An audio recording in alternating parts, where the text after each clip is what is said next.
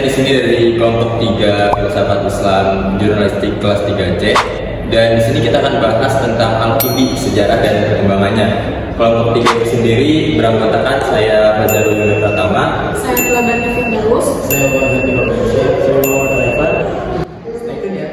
Biografi Al-Kindi: Abu Yusuf Yakub Ibnu Al-Sahab Ibnu Imran Ibnu Muhammad Ibnu Al-Ash Ibnu Qais Al-Kindi atau yang lebih dikenal dengan Al-Kindi adalah filsuf Islam yang hidup pada masa kekhalifahan Bani Abbasiyah. Al-Kindi lahir pada 809 Masehi di Kufah. Ia masih tergolong keturunan suku Kinda, yaitu sebuah suku besar di Arab Selatan pada masa sebelum Islam. Keluarga Al-Kindi merupakan keluarga terhormat dengan status sosial yang tinggi. Ayahnya pernah menduduki jabatan sebagai gubernur Kufah pada masa Khalifah Al-Mahdi pada 775 sampai 778 Masehi dan Khalifah Ar-Rasyid pada 786 sampai 805 Masehi. Al-Kindi dikenal sebagai penggerak dan pengembang ilmu pengetahuan. Hal ini karena karya dan pemikiran Al-Kindi meliputi bidang yang sangat luas dan beragam. Hampir setiap bidang keilmuan terdapat karya Al-Kindi yang membahasnya. Pemikiran Al-Kindi mengenai hubungan agama dan filsafat. Al-Kindi adalah sebagai perintis filsafat murni dalam dunia Islam. Al-Kindi memandang filsafat sebagai ilmu pengetahuan yang mulia, yaitu ilmu pengetahuan mengenai sebab dan realitas lainnya. Ia melukiskan filsafat bertujuan untuk memperkuat kedudukan agama dan merupakan bagian dari budaya Islam. Al-Kindi mengungkapkan bahwa filsafat dan agama sama-sama menceritakan kebenaran, dan filsafat yang paling tinggi adalah filsafat agama. Sebab pada dasarnya ilmu agama dan filsafat merupakan dua hal yang saling berkaitan, sehingga manusia harus memahami keduanya. Kemudian menurut Al-Kindi, filsafat adalah pengetahuan kepada yang benar. Al-Quran membawa argumen-argumen yang lebih meyakinkan dan benar, tidak mungkin bertentangan dengan kebenaran yang dihasilkan filsafat. Agama di samping menerangkan wahyu juga mempergunakan akal, dan filsafat mempergunakan akal. Wahyu tidak bertentangan dengan filsafat, hanya argumentasi yang dikemukakan wahyu lebih meyakinkan daripada argumen filsafat. Keduanya bertujuan untuk menerangkan apa yang benar dan yang baik. Konsep Al-Kindi tentang yang terbatas, tidak kadim, dan tidak abadi tersebut tidak hanya berkaitan dengan wujud semesta, melainkan juga menyangkut masalah waktu dan gerak. Dua hal yang dalam perspektif metafisika Aristoteles dianggap abadi. Menurut Al-Kindi, waktu tidak sama dengan gerak. Justru waktu adalah bilangan pengukur gerak. Bilangan sendiri ada dua, tersendiri dan berkesinambungan. Waktu tidak termasuk bilangan tersendiri, melainkan berkesinambungan karena waktu merupakan jumlah dari bilangan yang terdahulu dan berikutnya. Bertemunya agama dan filsafat dalam kebenaran dan kebaikan sekaligus menjadi tujuan dari keduanya. Dengan demikian, menurut Al-Kindi, orang yang menolak filsafat berarti mengingkari kebenaran tersebut. Tidak jauh berbeda dengan orang yang memperdagangkan agama, dan orang itu pada hakikatnya tidak lagi beragama karena ia telah menjual agamanya. Dalam usaha memadukan antara filsafat dan agama ini, Al-Kindi juga membawakan ayat-ayat Al-Quran. Menurutnya, menerima dan mempelajari filsafat sejalan dengan ajaran Al-Quran yang memerintahkan pemeluknya untuk meneliti dan membahas segala fenomena di alam semesta. Selanjutnya adalah kontribusi atau peran Al-Kindi dalam perkembangan filsafat Islam pada masanya. Jadi keseluruhan karya Al-Kindi mencapai 270 buah, namun sebagian dinyatakan rakib. Ibnu Al-Nadim dan Al-Kifli mengklasifikasikan karyanya ke dalam 17 bidang meliputi filsafat, logika, ilmu hitung, bulan, musik, astronomi, geometri, sferikal, medis, astrologi, dialektika, psikologi, politik, meteorologi, dimensi, benda-benda pertama, logam, dan kimia. Sejumlah karyanya diterjemahkan ke dalam bahasa Latin dan memancarkan pengaruh yang dahsyat bagi cakrawala pemikiran Eropa abad pertengahan. Di samping menerbitkan buku-buku tentang pemikirannya sendiri, Al-Kindi juga menerjemahkan literatur Yunani seperti metafisika, poetika, dan hermeneutika, karya Aristoteles, dan karya-karya Yunani lainnya. Berikut adalah beberapa kontribusi utama Al-Kindi dalam filsafat Islam melalui karya-karya di atas. Yang pertama, terjemahan karya filsafat Yunani. Salah satu kontribusi utama Al-Kindi adalah menginisiasi gerakan terjemahan karya-karya filsafat Yunani klasik ke dalam bahasa Arab. Yang kedua, ada sintesis filsafat Yunani dan Islam. Dalam hal ini, Al-Kindi berusaha menyatukan filsafat Yunani dengan ajaran Islam dalam karya-karyanya seperti Risalah Al-Kindi ila Al-Muntasim, Ia berargumentasi bahwa filsafat dan ilmu pengetahuan Yunani tidak bertentangan dengan ajaran Islam dan bahwa keduanya dapat digabungkan untuk memperdalam pemahaman tentang alam semesta dan penciptanya. Yang ketiga ada pengembangan ilmu astronomi. Al-Kindi juga berkontribusi dalam pengembangan ilmu astronomi dalam dunia Islam. Ia menggabungkan pengetahuan Yunani klasik tentang astronomi dengan pengetahuan Arab kuno seperti pengamatan bintang-bintang dan perhitungan waktu. Yang keempat ada pengembangan ilmu matematika. Al-Kindi dikenal karena mengembangkan teori-teori matematika, terutama dalam bidang aritmatika dan teori bilangan. Ia juga memperkenalkan sistem angka Hindu-Arab yang kemudian menjadi dasar sistem angka yang digunakan secara luas di seluruh dunia. Yang terakhir ada pemikiran tentang alam semesta.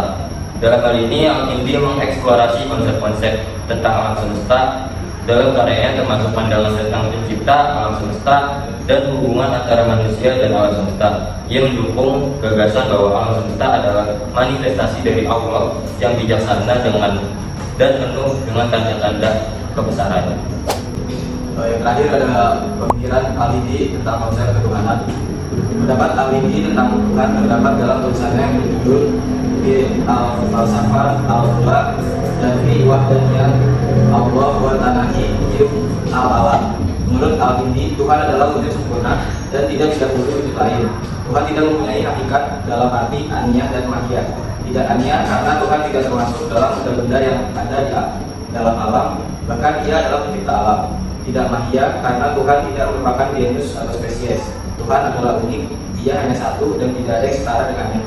Dialah yang benar pertama atau al-haq al-awal, dan yang benar tunggal al-haq al-awal. Selain darinya mengandung arti banyak. Dalam hal membuktikan adanya Tuhan, Al-Kindi menggunakan dalil empiris di antara sebagai berikut. Yang pertama, dalil garunya alam atau wudusil alam. Al-Kindi dengan konsep teori penciptaan creatio ex nihilo mengatakan bahwa penciptaan dari ketidakadaan merupakan hal yang istimewa yang dimiliki Tuhan. Kemudian ia berpendapat bahwa jika kita menganggap alam semesta tidak mempunyai permulaan dalam waktu, yakin tak terbatas, maka kita harus mengendalikan suatu badan alam semesta tak terbatas. Al-Kindi berpendapat bahwanya setiap benda yang terdiri atas material dan bentuk yang terbatas ruang dan bergerak dalam waktu, itu merupakan suatu hal yang terbatas, walaupun benda itu adalah bentuk atau wujud dunia itu sendiri. Yang kedua, ada keanekaragaman dalam wujud atau kasra fil mawjudat. Pada dasarnya, sebuah keanekaragaman tentunya pasti memiliki sebab. Maka dari itu, sebab bukanlah alam yang dimiliki permulaan dan diciptakan. Akan tetapi, sebab lebih awal adanya atau lebih dulu adanya dikarenakan sebab haruslah ada sebelum terciptanya akibat. Maklum efek. Dalil-dalil Al-Kindi yang berkenaan dengan kemajuan Allah bertumbuh pada keyakinan akan berkaitannya hubungan sebab dan akibat. Yang ketiga ada zat dan sifat Tuhan. Al-Kindi mensiasati Tuhan dengan istilah-istilah baru. Dia berkata Tuhan adalah yang benar. Dia bukanlah suatu materi, tidak terbentuk atau tersusun menjadi satu kesatuan, tidak berjumlah, tidak berkualitas, tidak terhubung satu sama lain. Ia tak memiliki jenis atau tak berjenis, tak terbagi dan tidak berkejadian. Ia bagi atau kekal, oleh sebab itu ia maha esa.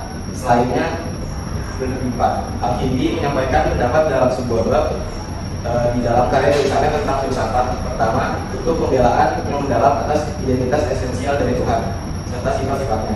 Dia memulai pembahasan dengan mempertimbangkan beberapa istilah yang gampang terpengaruh oleh perbandingan seperti halnya perbandingan besar, kecil, panjang, pendek, dan lain sebagainya. Lalu ia telah sampai pada kesimpulan bahwa istilah-istilah ini tidak pernah bisa menggambarkan konsep-konsep yang mutlak, akan tetapi selalu menuju kepada sesuatu yang relatif, termasuk perbandingan dalam jenis yang sama.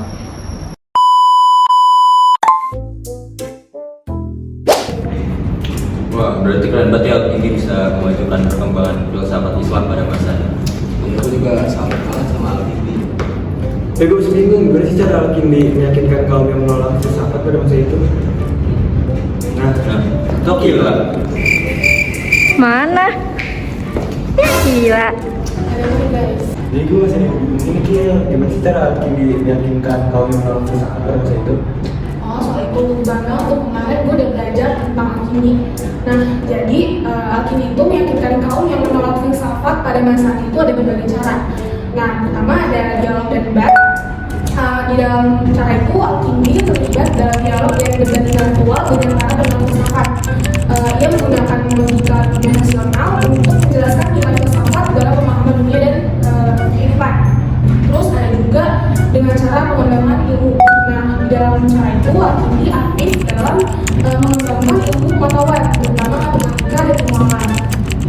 Ia menunjukkan bagaimana filsafat dapat memberikan kontribusi positif dalam pemahaman dan kemajuan ilmu pengetahuan. Nah, terus ada juga dengan cara terjemahan karya Aristoteles. Dengan cara itu, Al-Kindi memainkan peran penting dalam gerakan terjemahan karya-karya Aristoteles dari bahasa Yunani ke bahasa Arab. Hal ini membantu memperkenalkan pemikiran Aristoteles kepada dunia Islam dan memperluas wawasan filsafat. Gue ada tambahan juga sih. Tadi kan disebutin 3. Ada 2 cara lagi dalam Al-Kindi meyakinkan kaum yang menolak filsafat pada masanya, yaitu dengan cara berkomunikasi dengan pemimpin politik.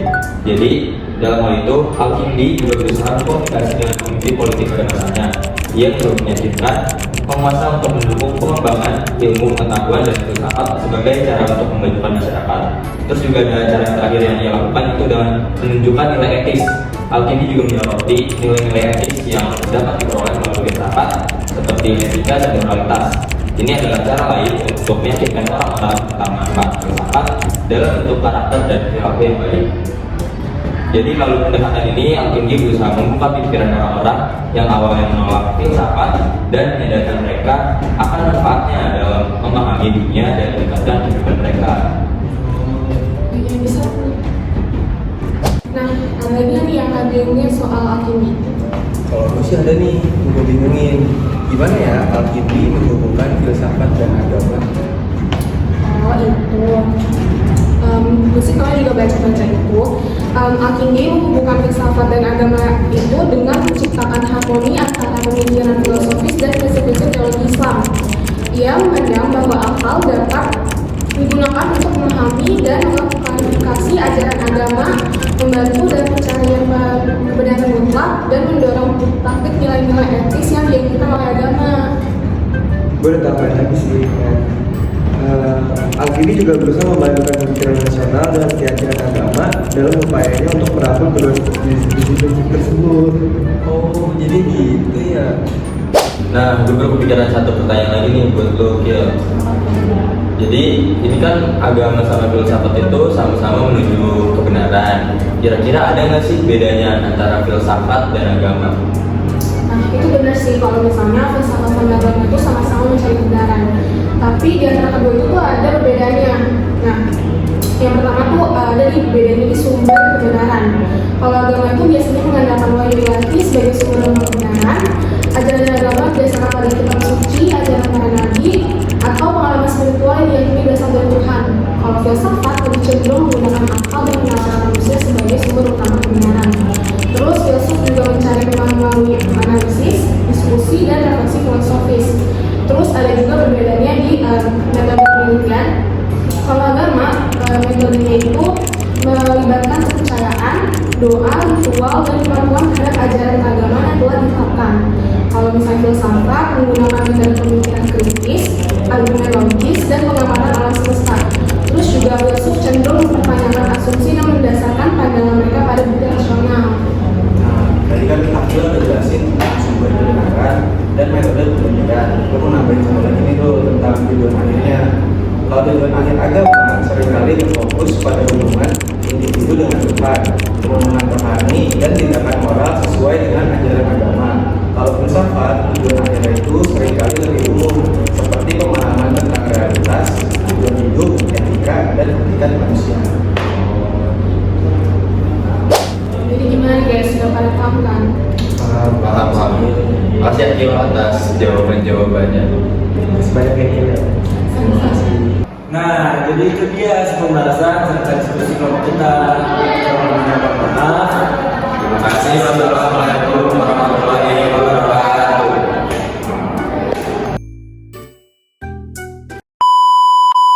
Kelompok 3 itu sendiri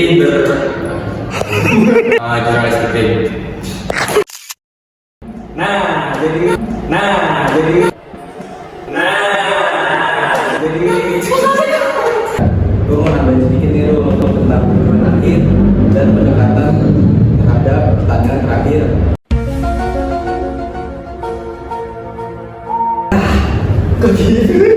Akhirnya, kalau agama tujuan akhirnya seringkali fokus pada hubungan individu dengan kedudukannya, pemenuhan rohani dan tindakan moral sesuai dengan ajaran agama. Kalau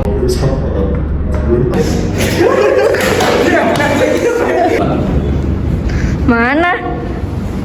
Ya gila.